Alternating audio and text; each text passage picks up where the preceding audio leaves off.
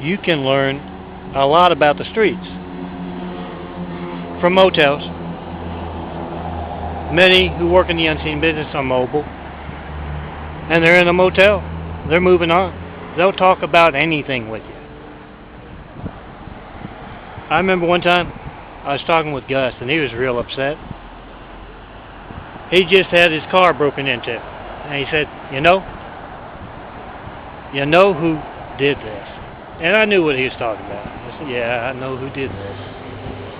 And he said, if they knew about Africa, they wouldn't be here to steal my stuff. And I said, what do you mean? What about Africa? And Gus says, well, you know they can control the weather, the unseen business, to some extent. They can form clouds and make it rain.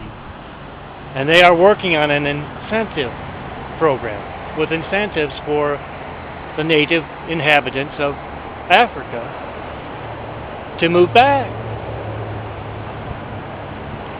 He says they've got wild weed growing in Africa, in some places as far as the eye can see.